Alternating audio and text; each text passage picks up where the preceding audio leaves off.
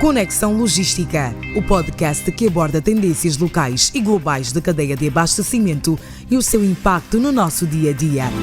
Estamos no Facebook, Instagram, LinkedIn, YouTube e WhatsApp.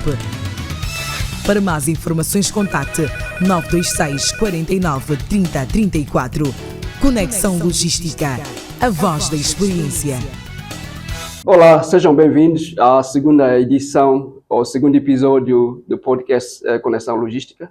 Conexão Logística é um espaço de abordagem de temáticas relacionadas à supply chain, tanto local como internacionalmente. Hoje é domingo, e desde já pedimos nossa sincera desculpa ao nosso convidado por esse sacrifício num dia como hoje, que é domingo, consagrado à família. Eu tenho um convidado especial, todos os meus convidados são especiais. Eu vou me atrever a ler aqui um pequeno resumo da sua biografia, né?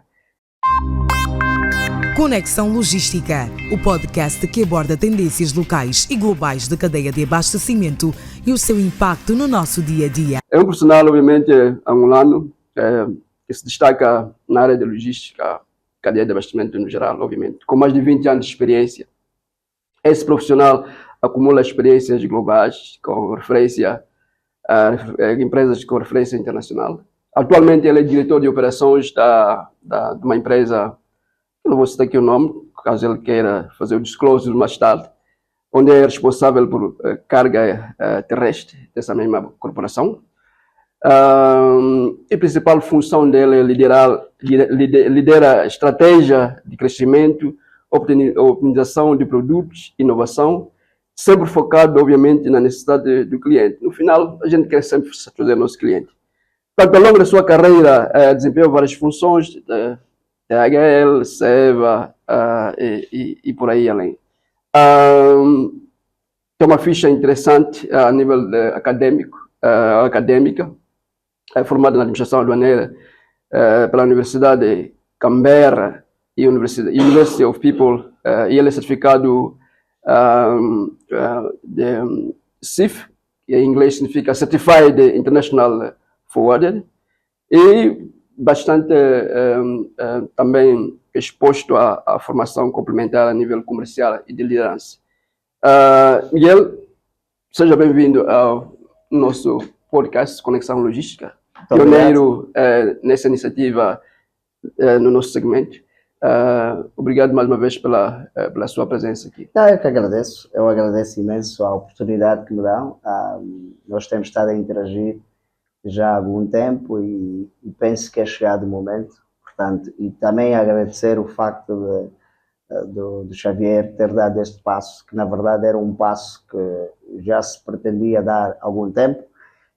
E agora vemos alguém realmente a pegar nisso e a levar, porque é importante nós, a nível dos profissionais de logística, mostrarmos que afinal em Angola existe um nicho de profissionais que muitas das vezes estão na sombra, mas eles existem de facto. Portanto, acho que nós vamos ter a oportunidade depois de abordar um bocadinho mais sobre essa matéria lá frente, mas contudo, obrigado pela oportunidade que me dão e portanto estou aqui à inteira disposição para irmos discutindo um bocado sobre o que é isso então de logística, o que é isso de supply chain, o que é isso de confusão de terminologia. Exatamente, mas pronto, penso que será um momento interessante e pronto, estou aqui para isso. Sem dúvida nenhuma.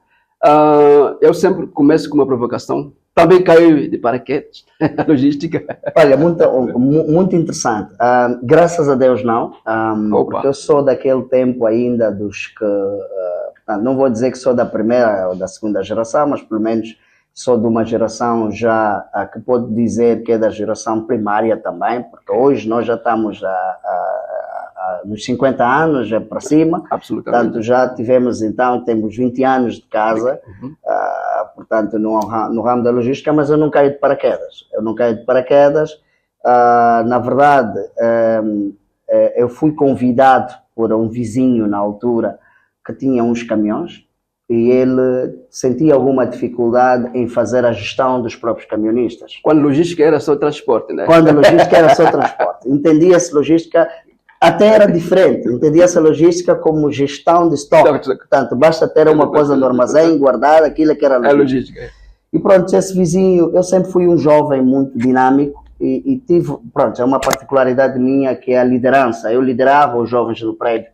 E o vizinho olhou para mim e disse, pá, eu acho que esse rapaz é interessante falar com ele. Ele chama-me, na altura eu estudava ainda no Macarenco, ele chama-me e diz, olha, eu tenho um negócio assim, tenho uns caminhões, mas acho que os meus camionistas andam a dar umas curvas e preciso de alguém que controle, então, estes caminhões.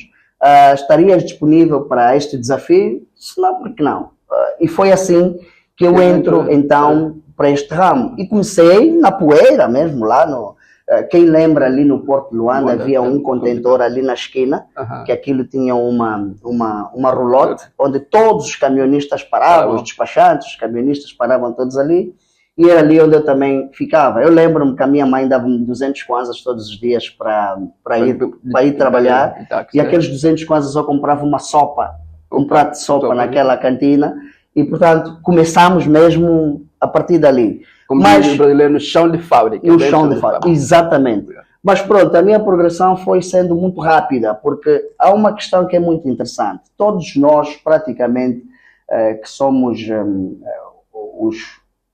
as pessoas ligadas à logística há algum tempo, temos uma coisa importante.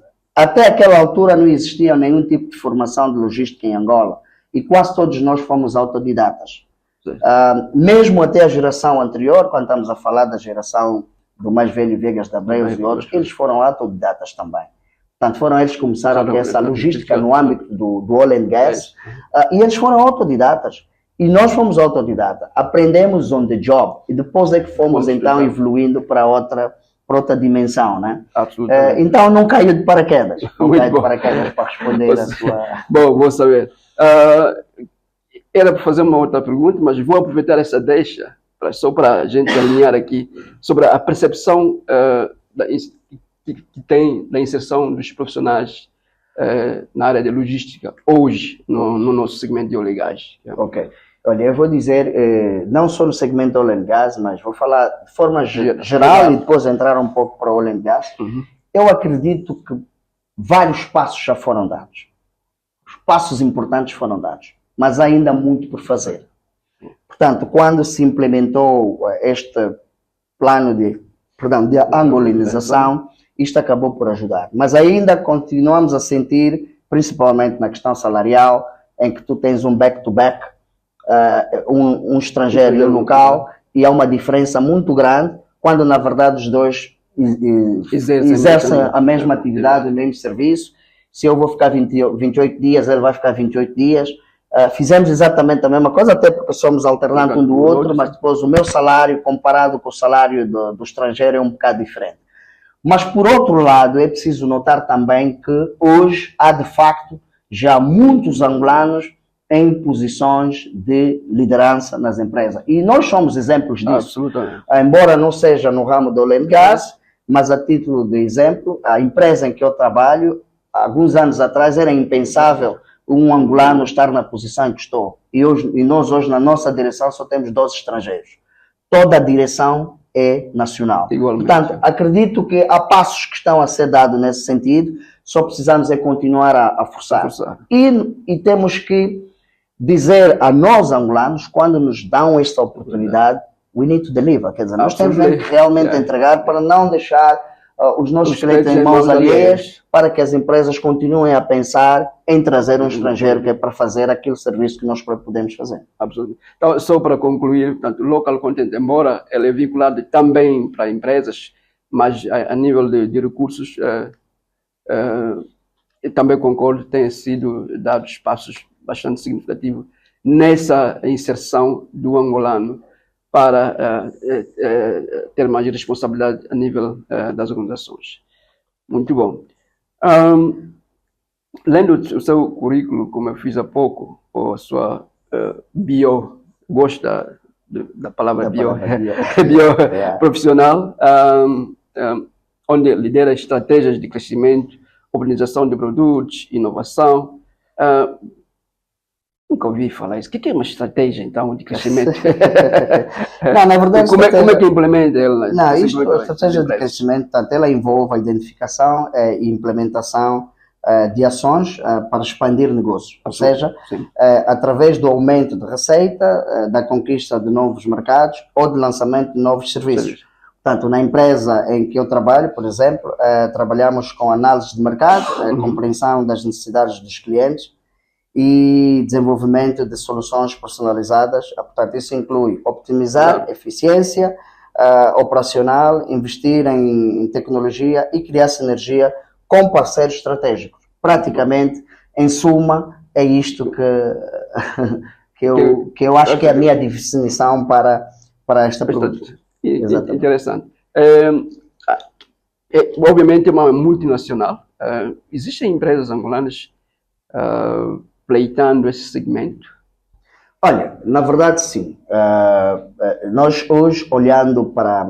É importante nós falarmos um bocado sobre isso. As multinacionais, elas estão implementadas nos nossos países. Elas podem ter uma visão, podem ter um plano, podem ter ideias de acordo com, portanto, aqueles que são os acionistas das empresas, mas, entretanto, o serviço está sendo executado nos nossos países e por pessoas que são angolanos, não é? Okay. Então, nós hoje já vimos que muitos de nós angolanos passamos por várias empresas internacionais e aprendemos bastante.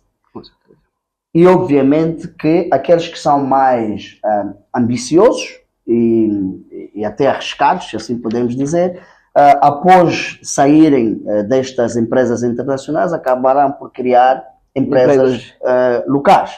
E essas empresas locais já existem no mercado algumas que têm a capacidade de oferecer serviços de 3PL e até algumas de FOPL. Mas não vou mencioná-las para não fazer publicidade. Não, ninguém pagou, não.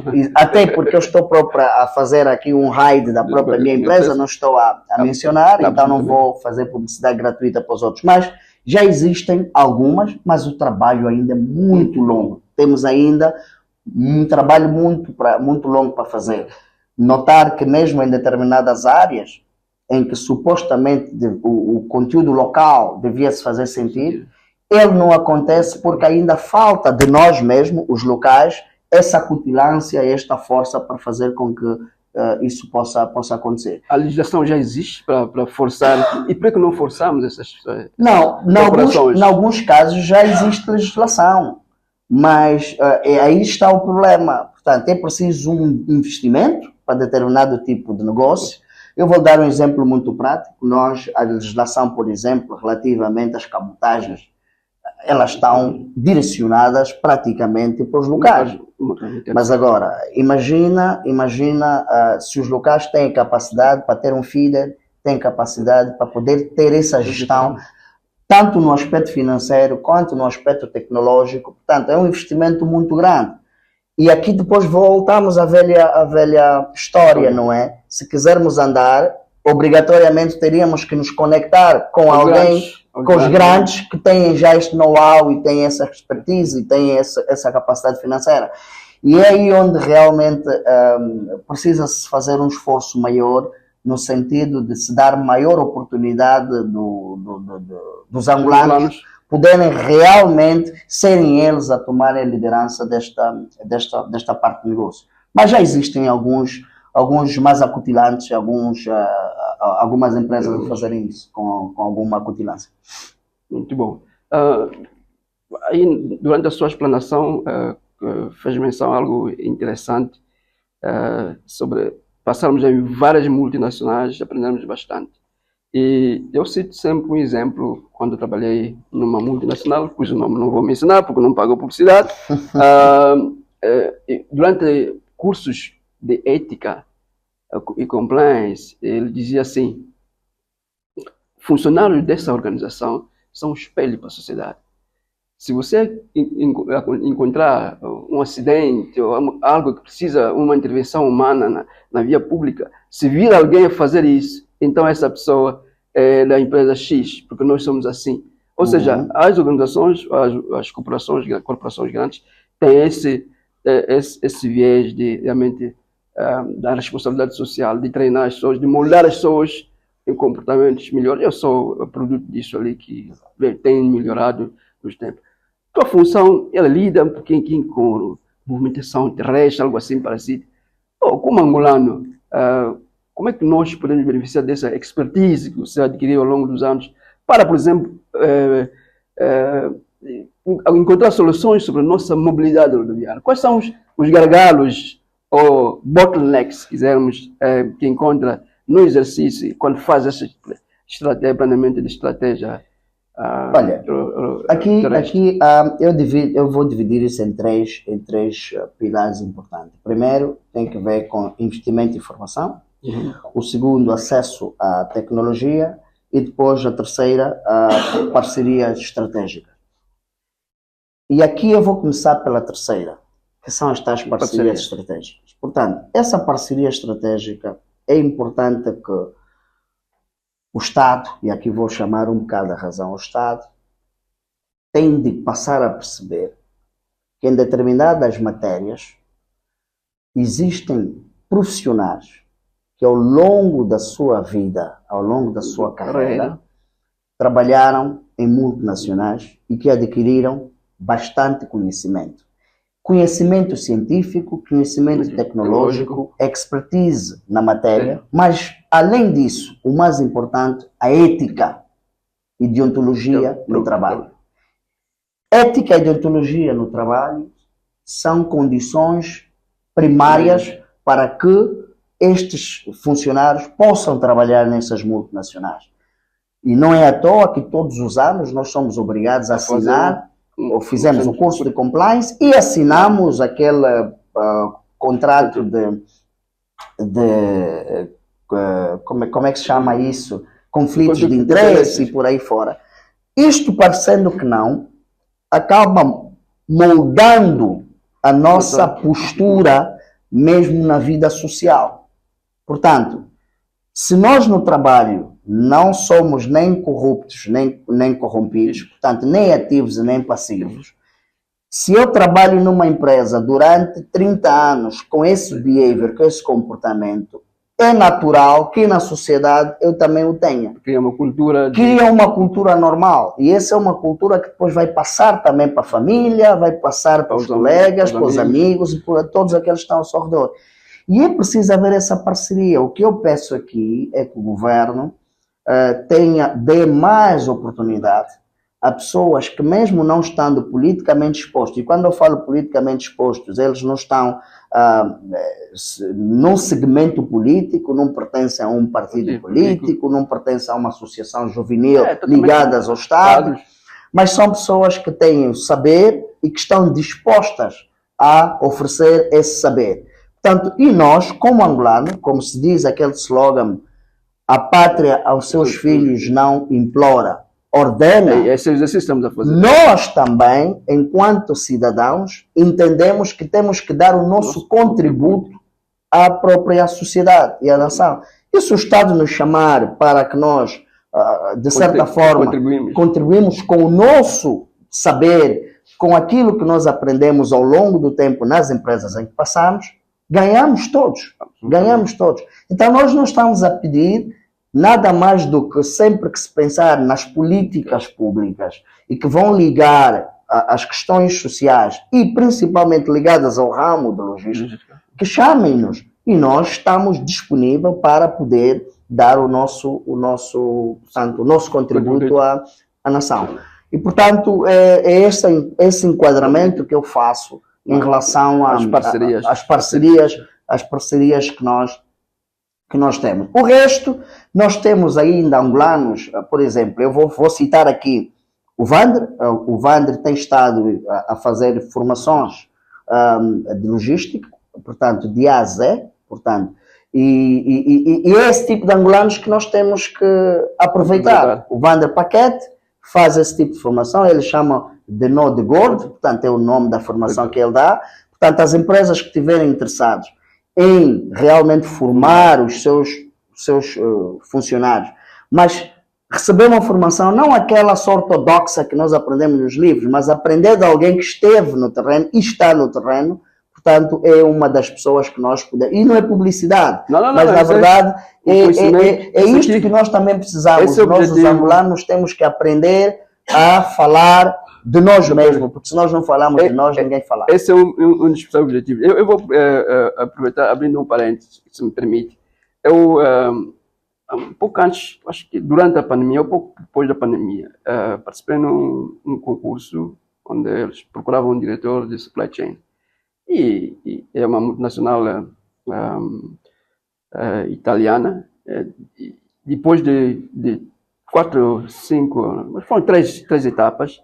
A última reunião foi já com o diretor do projeto, a quem eu iria reportar. E foi uma das várias entrevistas que eu tive, onde saí de lá com bastante aprendizado. E uma coisa que me chamou a atenção, ele disse, Xavi, ele me chamou de Xavi. Angolanos como você, eu tenho bastante, isso é muito bom para o país. A nível de gerencial, já encontra alguma qualidade, parabéns. Mas nós temos problemas de base. Um analista, um assistente, um comprador, falta isso. Não há aqui. Até hoje, eu recebi um convite também para ministrar uma fundação a nível de compras, né? E são iniciativas boas. Em função da minha disponibilidade, vou me disponibilizando. Mas essa da questão, mencionou sobre a necessidade de realmente formar. Não é só formar por formar. Nós temos que formar. Porque nós temos aqui um aspecto. Nós temos uma grande vantagem em relação aos demais. Nós aprendemos todo no autodidatismo, por assim dizer. Todos aqueles que já têm 20, 30 anos são autodidatas. E nós aprendemos no trabalho. Mas não paramos por aí. Depois tivemos que aliar aquilo que nós aprendemos no trabalho com uma formação académica. Portanto, isso dá-nos aqui endurance para que nós hoje podemos falar com alguma propriedade sobre determinadas matérias.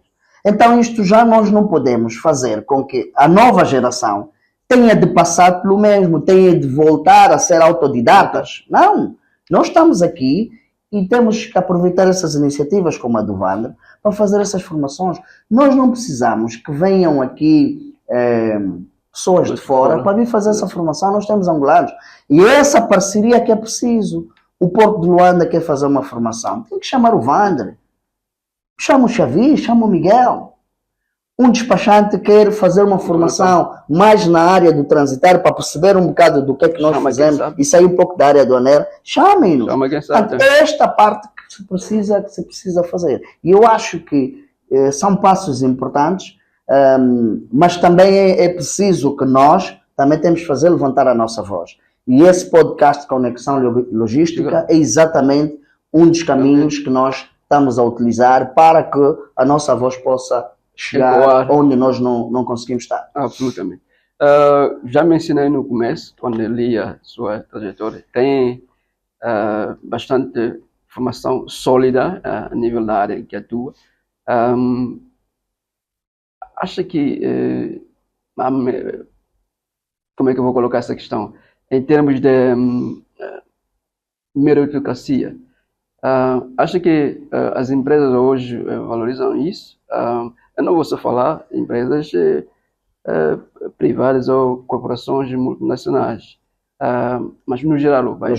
Tem estado a valorizar essa? Esta é uma pergunta muito pertinente e sai um bocado também do âmbito só da logística, é uma pergunta social.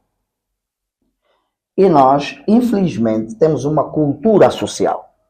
E essa cultura social acaba por ser transversal às instituições, às empresas, todo ecossistema, todo o ecossistema, não é? Então, a nível social, essa cultura está de tal forma enraizada, e aqui começamos a falar um pouco, depois vou entrar para o âmbito do negócio privado, mas a nível, por exemplo, estatal, nós entendemos que é uma cultura natural africana de quando nós estamos num determinado posto, tendemos a fazer um bocado de nepotismo, compadrio e por aí fora. Mas esta cultura acaba por também começar a passar para as empresas e até algumas empresas, portanto, até algumas empresas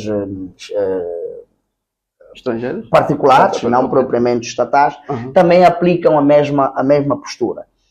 Mas também não podemos ser injustos. E eu já disse no princípio da minha abordagem, a empresa em que eu trabalho, anos atrás era impensável na direção só ter 12 angolanos. Mas hoje nós temos praticamente a direção toda em angolanos, só temos 12 estrangeiros. Significa dizer que já existe alguma qualidade aqui dentro. E significa dizer que existe alguma meritocracia. Eu, quando falo da meritocracia, eu falo isso, eu tenho, modéstia à parte, lido muito bem com algumas pessoas que estão muito bem, algumas pessoas posicionadas nos aparelhos de Estado e por aí fora. Eu já fui convidado em alguns momentos para poder entrar nesse ramo. E eu disse, não. Mas eu disse, sabes qual é a diferença entre... Eu trabalho numa multinacional. O senhor, por exemplo, é um secretário de Estado. Portanto, o senhor é um secretário de Estado do governo de Angola. Eu sou um secretário de Estado daquela multinacional. Porque neste país em que eu estou, eu represento aquela multinacional. E é muito mais simples, eu dou sempre esse exemplo, é mais simples eu poder cruzar-me, por exemplo, com o Presidente da República num evento, do que eu cruzar com o CEO de uma multinacional. Mas nós já tivemos a oportunidade de fazer uma apresentação, por exemplo, a um CEO dessas multinacionais. Então, só para ver o nível em que nós estamos, e o ambiente em que nós estamos expostos. Então, eu acredito que nós não podemos ser injustos em dizer que também não existe meritocracia, porque se nós não tivéssemos mérito, não estaríamos nos locais em que estamos. E repito, nós não pulamos etapas. Nós começamos na poeira, ali mesmo a fazer aquela coisa básica, aquele trabalhozito de estafeta, ir à agência validar um BL, ir aqui ao Ministério do Comércio, fazer a franquia, ainda era no tempo de franquear a fatura, tratar os BRIs, depois ir tratar exatamente os CRFs e por aí fora, e fomos aprendendo ao longo desse tempo. Portanto, então, a meritocracia hoje, ainda alguma coisa, ainda não atingimos o nível que se pretende, mas acredito eu que já alguma coisa, no bom sentido, também tem sido feito. Portanto, estamos aqui, mas ainda há um trabalho muito grande a ser feito, e isso principalmente na sociedade. A sociedade precisa dar um outro sinal. Para encerrar essa parte de formação, desenvolvimento, para um jovem que estiver a assistir ao nosso podcast e tem interesse de crescer, qual é a receita de A a Z? Além de, obviamente, ligar para o Wander, e saber como é que está a disponibilidade de cursos. No geral, qual seria a receita que diria um jovem agora com os seus 18, 19 anos para começar a nossa carreira? Primeiro, os jovens têm que ter interesse. Tudo parte do interesse. Os jovens têm que se interessar em alguma coisa. Eu olho para a juventude hoje, infelizmente, o foco é outro. E o maior foco é, se tiver que pensar em trabalho, eles não estão à procura de trabalho, eles estão à procura de emprego, que é diferente. Trabalho, o que te aparecer, tu seguras e vais. Emprego, tu vais escolher. Tu queres uma coisa com o nível A, com o nível B. E o que eu peço aos jovens, não se preocupem logo em querer ganhar fundos imundos. Infelizmente. Eu ganhava $100 quando comecei a trabalhar. Exatamente. Eu ganhava $100 quando comecei a trabalhar. 2003, depois saí daquela empresa e fui para uma outra empresa e começaram a me pagar $350. Depois saí de 350 e fui parar nos $2.200. E daí em diante. Portanto, mas tivemos que passar etapas. Para eu sair do 350 para os 2.000, levei quase 7 anos. 7 anos para que essa mudança pudesse ocorrer. Muita resiliência, tive que ir para uma multinacional, muita resiliência, aprender. E é este portanto, o conselho que eu deixo para os jovens. E uma coisa, quando decidires que este é o caminho que queres seguir, abrace aquilo com unhas e dentes. Quando se fala de motivação. A primeira motivação é sua. Tu mesmo deves estar motivado para fazer aquilo e deves amar, deves gostar daquilo que fazes. Se gostares daquilo que fazes, facilmente tu vais conseguir dar a volta a todos os obstáculos que encontras ao longo do caminho. Portanto, esse é o conselho que eu deixo aos jovens. Leiam muito, aprendam, mas uma das coisas importantes, façam perguntas e questionem. Nós estamos numa sociedade que praticamente está proibido questionar. E isto é que está a deixar com que a nossa sociedade siga esse caminho. Questionem, sejam resilientes, não tenham medo de questionar. O papá chegou em casa, fazem-te uma pergunta, você como pai tem que responder ao filho, dar aquela resposta com cabeça, tronco e membro. O jovem deve ser resiliente, o jovem deve questionar. Muito bom, Miguel. Outra questão que é atual, não sei se já visitou o novo aeroporto. Já visitei o novo aeroporto, tive a oportunidade de fazê-lo na semana passada. Membros da cadeia de logística de Angola. Já vamos falar na segunda parte da conversa, sim. Fomos a visitar o novo aeroporto. Deixa-me dizer que, a nível de estrutura, aquilo é uma construção imponente. Tem essa percepção também. É uma obra que não deixa a dever a qualquer outra obra no mundo. A gente circula pelo mundo. Exatamente. É um aeroporto. Agora, é importante que ele seja funcional. Aquela estrutura é gigante, que vai requerer uma manutenção periódica muito grande, e é importante que realmente ele seja funcional, porque se não for, será mais um elefante branco, e não é isso que nós pretendemos. Portanto, nós queremos que o aeroporto seja exatamente aquilo para que ele foi desenhado. Mas está ali uma obra de se lhe tirar o chapéu, de facto. Ou seja, pessoas formadas, capacitadas, precisam-se para tocar. Exatamente. E é o barco para frente. E é isto que é esta parte que eu puxo. O aeroporto é uma excelente oportunidade para que se dê a oportunidade a angolanos para prestarem o seu conhecimento em prol do desenvolvimento da próprio aeroporto e do país no geral. Deem a oportunidade aos jovens, escutem-nos. Nós já estamos com 50 aí, mas ainda somos jovens. Ainda temos muito para dar. Ainda temos muito para dar. Nem que nos limitarem mais 10 anos, mas temos mais 10 anos ainda para dar alguma coisa. Então, deem-nos a oportunidade para pelo menos ouvirem as nossas ideias. O que é que nós achamos de como é que aquele aeroporto pode ser funcional e pode ser portanto, pode-se trabalhar aquele aeroporto. E essa pergunta não é inocente. Era também para fazer um refresh de uma pergunta que eu fiz sobre mobilidade rodoviária. Como é que nós resolvemos problemas de mobilidade urbana aqui em Luanda? O aeroporto é exatamente isso. E aqui é uma das coisas que eu, infelizmente, não posso só falar de coisas boas, tenho de falar também de coisas más. Nosso país temos que nós, para falarmos, temos que fazer o scouting, né? Temos que ir ao terreno para podermos ter uma ideia correta sobre as coisas. E nesta viagem, a primeira coisa que nos chamou a atenção foi exatamente a velocidade do comboio. Nós fizemos 1 hora e quase 40 minutos, 1 hora e 30 minutos para fazer poucos quilómetros. Comboio. Ou seja, partindo do Bungo até o novo aeroporto.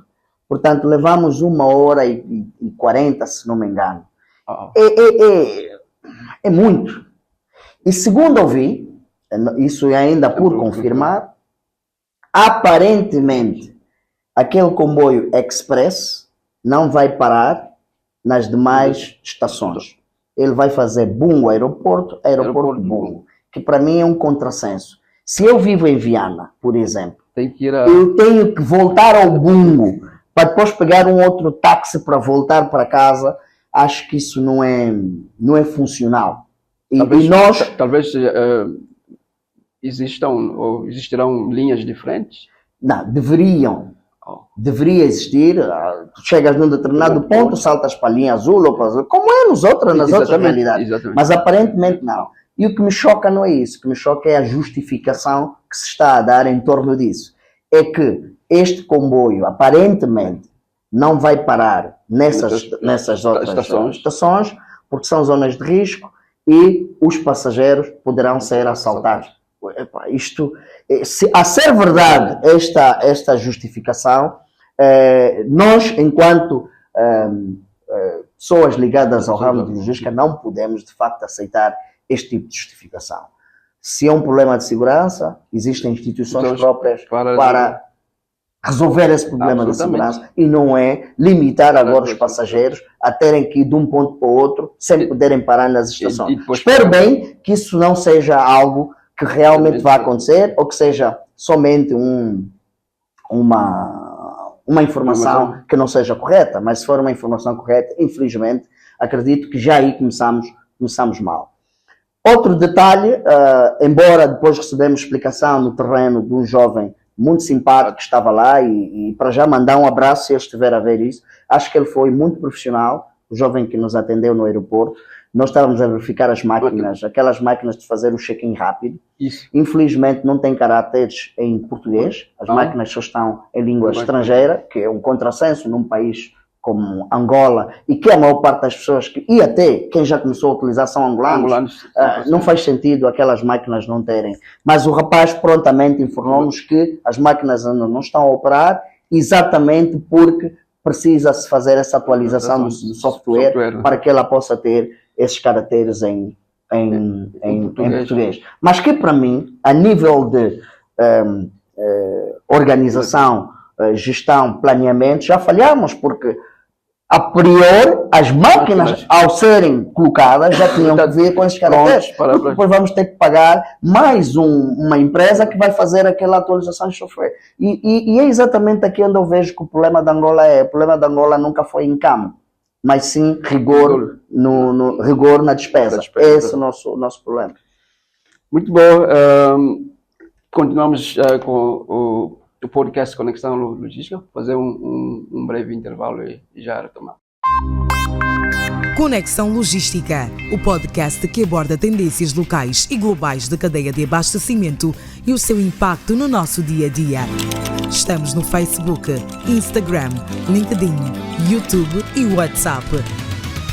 Para mais informações, contacte 926 49 30 34. Conexão Logística, a voz da experiência. Sejam bem-vindos de volta.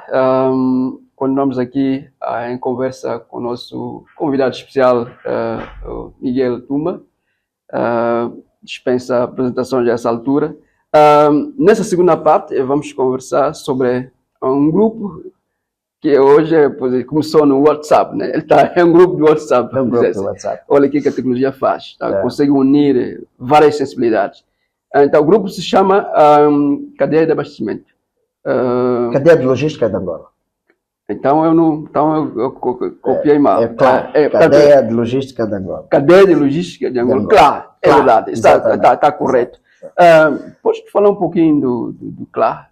Quem são os fundadores? Por que surge? O CLA... E o que é que persegue? Ok. O CLA, como é que o CLA surge?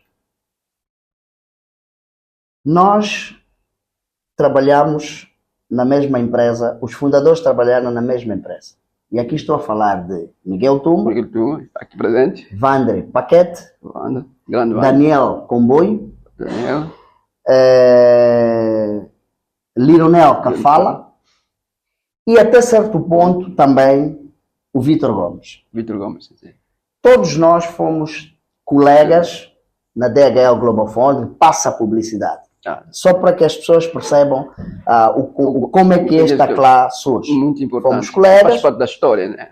E depois, daí, ao longo de algum tempo, cada um foi seguindo o seu rumo.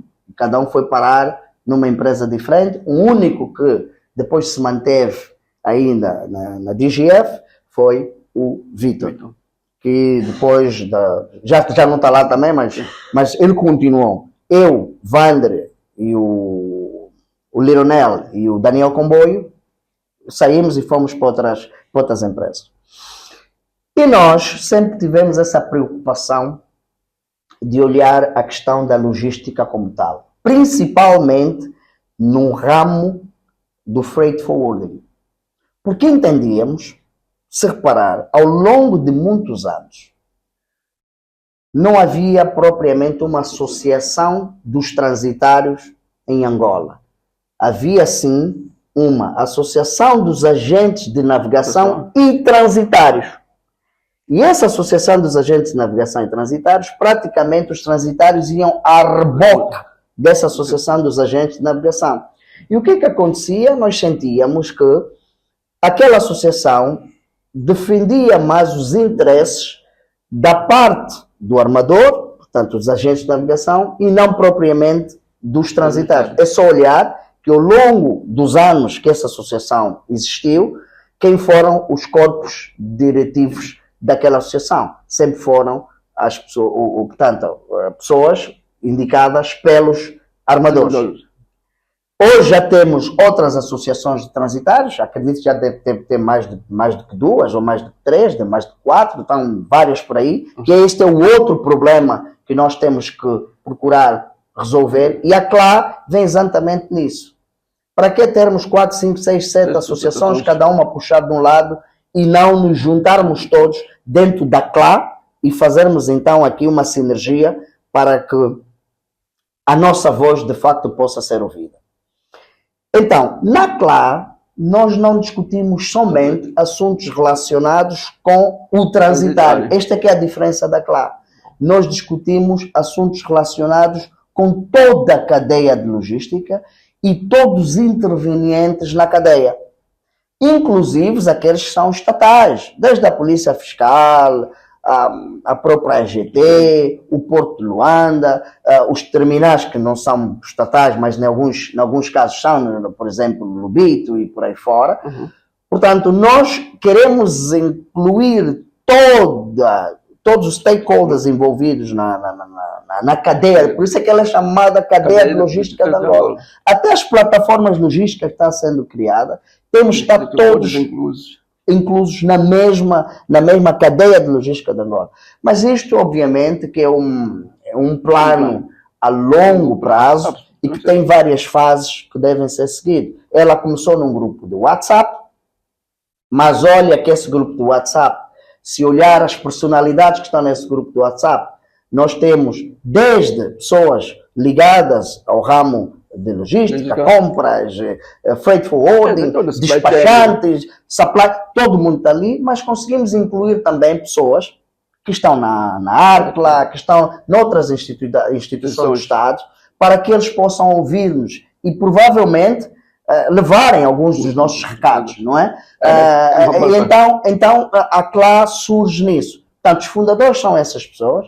A intenção da CLA é exatamente criarmos aqui um grupo, não vamos dizer um grupo de pressão, mas, entre aspas, um grupo de pressão que faça com que as políticas que são gizadas relacionadamente ou relativas à cadeia de logística no geral, e aí incluindo todos os intervenientes, seja feito por esta cadeia de logística. É um parceiro como é um parceiro que exatamente. Portanto, nós queremos, na verdade, ser um parceiro para o Estado. Não estamos aqui para só atacarmos, só criticarmos, mas também apresentarmos soluções. Portanto, aquilo que for do interesse nacional, peço que as entidades convidem sempre a CLA para que esta faça parte dos locais onde se vai fazer essas discussões.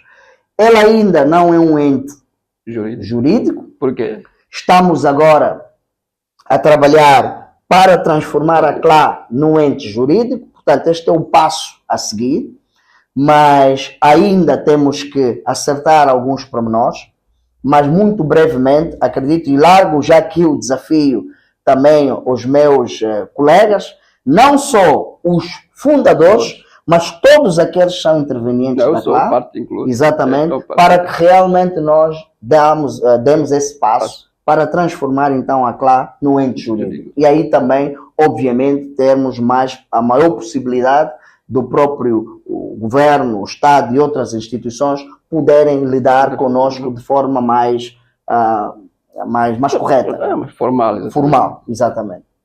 Interessante, muito interessante.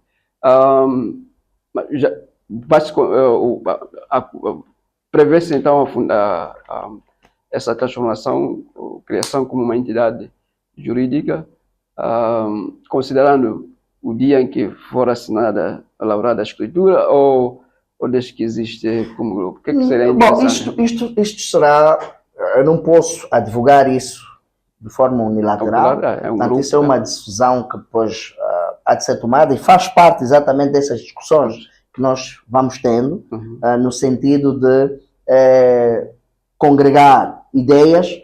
O que nós mais pretendemos é congregar, mas não queremos que seja um grupo só que congregue ideias. É preciso haver uma outra parte, porque só assim é que nós conseguimos desenvolver. Nós temos que ter sempre aqueles que contrariam aquilo que são as nossas ideias também.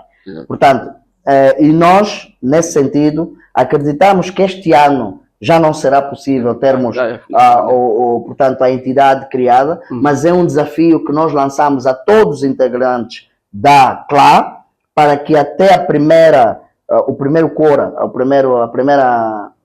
trimestre de 2025, portanto, a CLA seja de facto um ente jurídico. Rumores circulam por aí, a gente vai ouvindo sobre o monopólio das empresas transitárias que são detidas maioritariamente por estrangeiristas, e isso procede? É assim, isto é uma pergunta muito pertinente e eu tenho que fazer uma abordagem eu tenho que fazer aqui uma abordagem muito cuidada, que é, infelizmente ou felizmente, antes de nós falarmos sobre qualquer coisa, nós temos que olhar para a dinâmica. A dinâmica. E hoje fala-se da questão do monopólio. Aqui, e quando se fala da questão do monopólio, tende-se a falar da questão do monopólio na perspectiva de hoje, armadores, com determinada estrutura, também olharem agora por um outro segmento de negócio, e combinando esse segmento de negócio, eles se tornam mais fortes e, obviamente, que os mais fracos não consigam competir com elas. É a lei. Mas isto é a dinâmica da vida. Mas nós temos que compreender que estes armadores, o negócio do Ocean, vamos assim dizer, é um negócio muito volátil.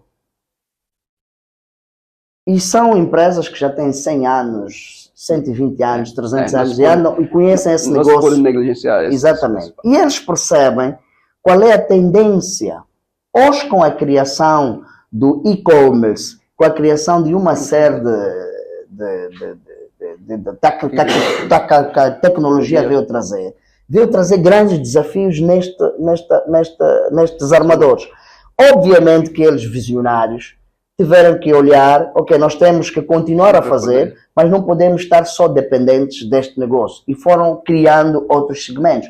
Mas, por outro lado, também podemos olhar que eles tiveram que abrir mão de outras atividades. Portanto, não é bem verdade que eles só abocanharam, se posso usar essa expressão, este negócio, mas que não abriram mão de outros. Não é bem verdade. Agora, o que é importante?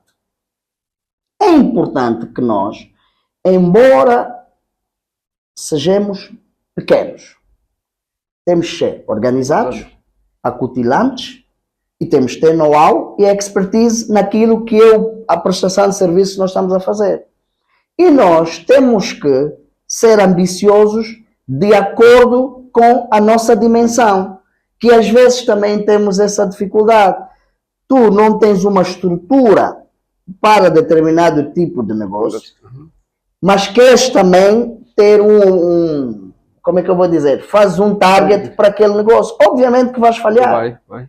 Começando já, e é só olhar para quando os concursos são lançados. É aí onde começa já o filtro. O problema não está neles, o problema está em nós, que as nossas empresas só têm essa dimensão. Porque quando começa logo o tender é lançado e uma das obrigações do tender é um contrato de 4 anos, sobre o qual, ou de 3 ou de 4, sobre o qual o prestador de serviço vai ter que financiar a atividade e faturar com 30, 60 dias em termos de pagamento. Em termos de pagamento. É verdade. Portanto, não é qualquer empresa. Nós não temos essa liquidez. Por exemplo, no oil and gas. Não é toma lá da cá, 45, portanto, não é com requisição de fundos, não é assim. O senhor paga tudo, inclusive as taxas aduaneiras, que são altíssimas, e depois me remete uma fatura e eu vou te pagar em 30 ou em 60 dias. E como já sabemos a prática, o pagamento não vai ser em 60, vai ser em 120 dias. Portanto, tu tens de ter cash flow suficiente para aguentar aquela atividade. E não é qualquer empresa que vai ter esta capacidade. Agora, existem outro tipo de negócios que nós podemos muito bem, as empresas mais pequenas também podem fazer. Mas estamos organizados para isso? Não estamos. Temos expertise, temos know-how, temos procedimentos, cumprimos o compliance. Ou seja, estamos organizados nessa perspectiva. Também é uma pergunta que nós temos que nos fazer. Portanto, eu não estou aqui a advogar que realmente eu não sou a favor dos monopólios, mas se nós tivermos falado dos monopólios, podemos olhar em várias dimensões. Mesmo no nosso ramo de logística, há algumas coisas. Por exemplo, eu vou dar um exemplo, só que vou fazer uma provocação. Até então, o EP14, que é uma atividade em que nós vamos ter que lidar com a entidade portuária, quem é que estava autorizado a pagar o EP14? É o despachante, que está conectado no sistema. É o despachante. O que é que o despachante realmente tem a ver com aquela atividade do EP14? Nada. Mas como os transitários não estavam organizados, não souberam defender a sua parte, o que é que aconteceu? O despachante foi aumentando a sua atividade para as atividades que não... Os despachantes hoje não só fazem o despacho, como transportam as mercadorias e tratam da outra parte. Portanto, mas todos nós precisamos nos organizar no sentido de já um passo muito grande. E aqui dar os parabéns ao Ministério dos Transportes, através da CLA, que fez sair agora o novo decreto, não é? Através da ARCLA, queria dizer. Exatamente. Que fez sair o novo decreto sobre atividade transitária e delimitou ali vários... Portanto, hoje nós temos transitários da classe A, da classe B, da classe C. Era exatamente isso que era preciso fazer. Mas agora é preciso que todos nós nos organizemos. Portanto, foi um bocado extenso na minha abordagem, mas é muito... E é uma justificação... É preciso ter muita cautela para se falar um bocado sobre isso. É muito importante para não passarmos de vitimismo. Não, vem o estrangeiro, quer abocanhar tudo. É importante, sim, fazer... Em alguns segmentos, sim. Segmentos da sociedade, nós sim. E nós temos esse tipo de abordagem quando falamos, por exemplo, como é que chama isso? Quando falamos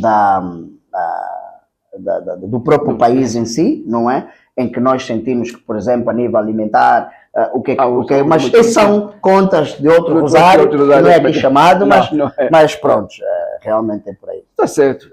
Muito obrigado, Miguel, por essas respostas, por essa abordagem. Microfones abertos para si, tecer alguma última consideração que queira. Né? Primeiro, Xavi, dar-lhe mais uma vez os parabéns por essa iniciativa.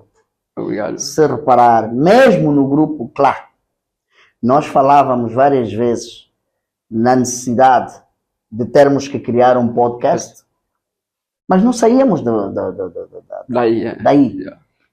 E dar-lhe os parabéns por teres realmente avançado e ter dado esse passo.